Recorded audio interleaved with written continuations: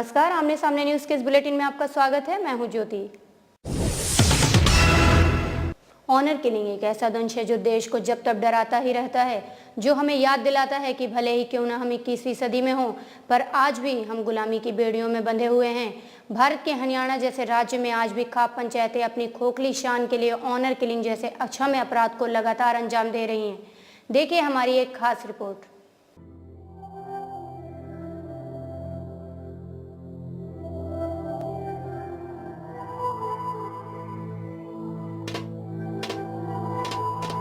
भारत विश्व पटल पर अपनी संस्कृति के लिए विख्यात यह देश आज अपनी ही संस्कृति के ठेकेदारों से जूझ रहा है। ऑनर किलिंग नामक एक ऐसा दंश जो पिछले कुछ समय से भारतीय समाज को लगातार दर्श रहा है, एक बार फिर दस्तक दे चुका है। बुलंदशहर के अब्दुल हकीम की हत्या इसका ज्वलंत उदाहरण है। पर अब्दुल हकीम ही नहीं, हरियाणा के बबली और मनोज, गौरव और प्रीति और न जाने कितने और इस सम्मान रूपी दिखावे की भेंट चढ़ गए। सम्मान की यह जंग अगर भारत के किसी हिस्से में सबसे ज्यादा लड़ी जाती है तो वह है हरियाणा। जी हाँ, भारत का यह खूबसूरत प्रांत ऑनर किलिंग की जंग में सबसे आगे खड़ा दिखाई देता है, जहां खाप पंचायत अपने बेपरवाह फरमान के लिए किसी भी हद तक जाने को तैयार है। वहीं हरियाणा की हुड्डा सरकार भी इन खाप पंचायतों का सपोर्ट करती दिखाई देती है।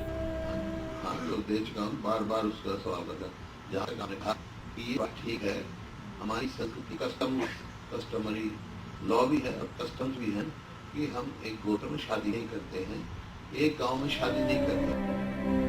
यही नहीं, हरियाणा के पूर्व मुख्यमंत्री ओम प्रकाश चौटाला, जो अपने तीखे तेवरों के लिए विख्यात हैं, वह भी खाप पंचायत के इस मुद्दे पर कुछ शांत देखे जाते हैं। हरियाणा प्रदेश में तरफ खाप पंचायत के मामले को लेकर के आजकल अखबारों में, मीडिया में बहुत चर्चा रहता है। हम इंटर सब कास्ट के सख्त खिलाफ, और सबसे पहले इंडियन नेशनल लोकदल पार्टी ने इस बात का समर्थन किया था, क्योंकि साइंटिफिकली और मेडिकली भी ये दुरुस्त नहीं है। जाहिर है, ये राजनीतिक दल खाप पंचायतों को नाराज कर अपने इस महत्वपूर्ण वोट बैंक को नहीं खोना चाहते। पर इस राजनीतिक महत्वाकांक्षा के लिए और कितने मनोज और बबली को अपनी जान गंवानी पड़ेगी? क्या ऑनर किलिंग का यह दंश भारतीय समाज को ऐसे ही डसता रहेगा? क्या कभी हरियाणा को अपने प्यार के इजहार की आजादी का अधिकार नहीं मिलेगा? क्या केंद्र सरकार कभी कोई महत्वपूर्ण बिल पास कर इस समस्या का समाधान निकालेगी? यह तो आने वाला वक्त ही बताएगा। पर एक बात तो तय है कि तब तक कई और हकीम और महविश अपने प्यार का अंजाम ऑनर किलिंग के रूप में ही पाते रहेंगे। ब्यूरो रिपोर्ट, आमने सामने न्यूज। लगता है अभी भी सपा सरकार विधानसभा में मिली बड़ी जीत के बावजूद लोकसभा चुनाव में अपने वोटों को लेकर आश्वस्त नहीं है, तभी वह केंद्र की यूपीए सरकार को लगातार जीवनदान देती आ रही है। वहीं सपा सुप्रीमो मुलायम सिंह यादव अखिलेश सरकार को सूबे में शासन व्यवस्था बनाए रखने की लगातार नसीहत भी देते आ रहे हैं। वह अखिलेश सरकार को और कितना वक्त देते हैं और यूपीए सरकार पर कब तक मेहरबान रहते हैं, यह तो आने वाला वक्त ही बताएगा। देखिए सपा सरकार और 2014 लोकसभा चुनाव पर हमारी यह खास रिपोर्ट।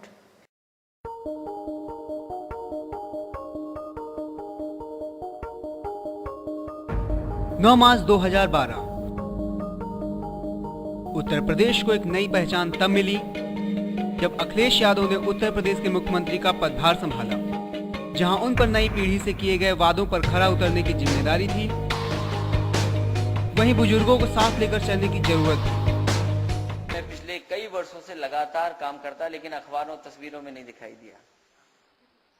जब मैं आपका भाषण सुन रहा था तो मुझे लग रहा था कि आप बुजुर्ग लोगों को बहुत नापसंद कर रहे हो, और क्योंकि मैं बगल में बैठा था, मैं कह सकता हूं कि आज अगर मैं यहाँ खड़ा हूं तो कहीं न कहीं बुजुर्ग लोगों का आशीर्वाद की वजह से खड़ा हूं। पर मंत्रिमंडल के विस्तार के साथ ही उनकी कार्यशैली कटघरे में आ खड़ी हुई। और लोग उन्हें पपेट रूलर की तरह देखने लगे। वहीं उत्तर प्रदेश में बिगड़ती कानून व्यवस्था तथा कुछ अजीब-गरीब घोषणाएं भी उनकी संभावनाओं पर संदेह थी। स्थिति अनियंत्रित होते देख सपा सुप्रीमो मुलायम सिंह यादव ने अखिलेश सरकार को नसीहत दे डाली। एक बाप की बेटे को यह नसीहत चिंता से ज्यादा महत्वाकांक्षा थी। यह महत्वाकांक्षा थी 2014 लोकसभा चुनाव, जहां मुलायम अपने प्रधानमंत्री बनने की संभावनाएं तलाश रहे थे। तो नेताजी हमारे नेता हैं, वो जरूर अगर कोई गलती हमसे हो रही है तो वो नाखुश होंगे, स्वाभाविक है।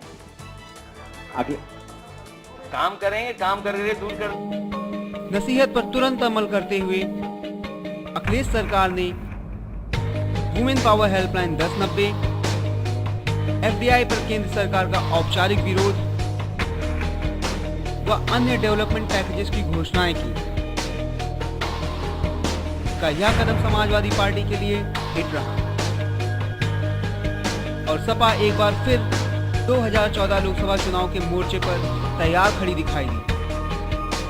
अब वक्त था अन्य दलों को यह बताने का कि समाजवादी पार्टी अब तैयार है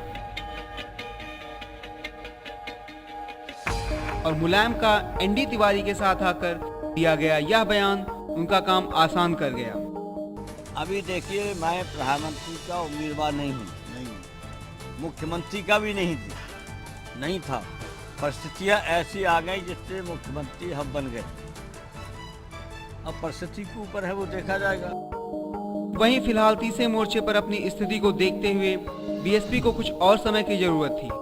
लिहाजा बीएसपी ने एफडीआई के मुद्दे पर कांग्रेस का साथ देने का फैसला किया। पर केंद्र में कांग्रेस सरकार कितने दिन टेक पाती है? लोकसभा चुनाव अभी होते हैं या 2014 में? यह सब अब समाजवादी पार्टी ही तय करेगी। पर फिलहाल खुद के वोट बैंक को लेकर अनिश्चित समाजवादी पार्टी अब क्या निर्णय लेगी, यह तो आने वाला वक्त ही बता पाएगा। ब्यूरो रिपोर्ट, आमने सामने न्यूज। रुकते हैं एक छोटे से ब्रेक के लिए, बने रहे, कहीं ना जाएं, देखते रहिए आमने सामने न्यूज।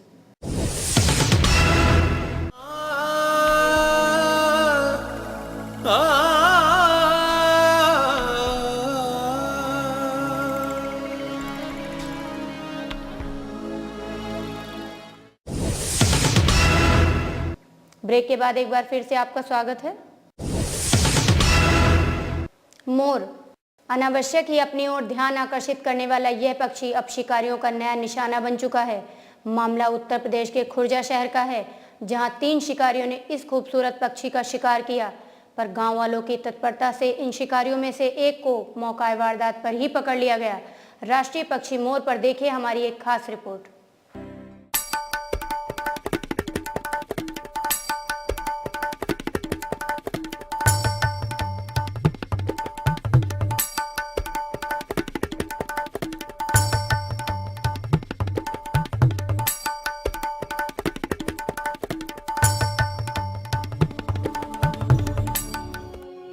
मोर, प्रकृति की वह अनूठी कृति जिस पर प्रकृति खुद गर्व महसूस करती होगी। एक बार फिर शिकारियों के निशाने पर है। जी हां, भारत के इस राष्ट्रीय पक्षी के शिकार का मामला प्रकाश में आया है उत्तर प्रदेश के खुर्जा में, जहां 3 शिकारियों ने इस राष्ट्रीय पक्षी का बर्बरतापूर्वक शिकार किया। उन्होंने 3 मोरों को मार गिराया, पर उनके इस नृशंस कृत्य की भनक गांव वालों को लग गई और उन्होंने उन शिकारियों में से एक को मौकाए वारदात पर ही दबोच लिया और शिकारी को पुलिस के हवाले कर दिया। पुलिस ने शिकारी को गिरफ्त में लेकर उसके खिलाफ मामला दर्ज कर लिया है तथा अन्य 2 शिकारियों की तलाश में जुट गई है। शायद वो 2 शिकारी मिल जाएं। पर सवाल यह है कि जिस प्रकार भारत सरकार नई नई आर्थिक नीतियों को अंजाम दे रही है, क्या उसे वन्य जीवों को संरक्षण के लिए कुछ नए और सख्त कानून बनाने की जरूरत नहीं है? ब्यूरो रिपोर्ट, आमने सामने न्यूज।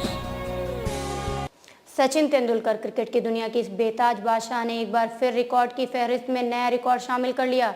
वह दुनिया के एकमात्र ऐसे बल्लेबाज बन गए जिन्होंने अंतर्राष्ट्रीय क्रिकेट में 34,000 रन बनाए हैं। शायद उनकी यही उपलब्धियां आज भी देशवासियों को उन्हें और खेलते देखने पर मजबूर करती रहती हैं।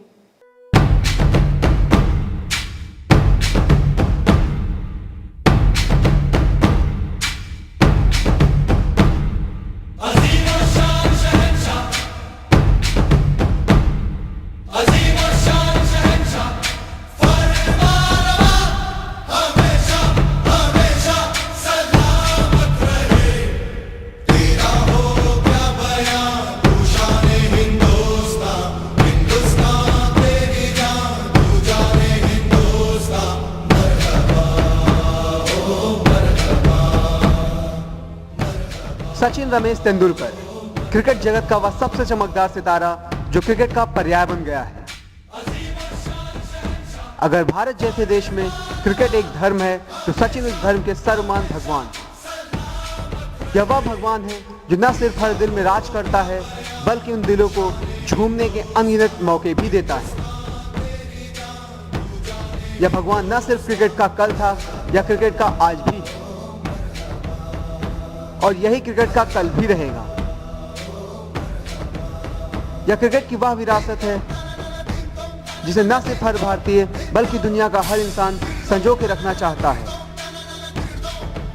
आज भी लोग क्रिकेट के लिए सचिन को नहीं, सचिन के लिए क्रिकेट को देखना चाहते हैं और शायद आगे भी वह यही चाहते रहेंगे। ब्यूरो रिपोर्ट, आमने सामने न्यूज।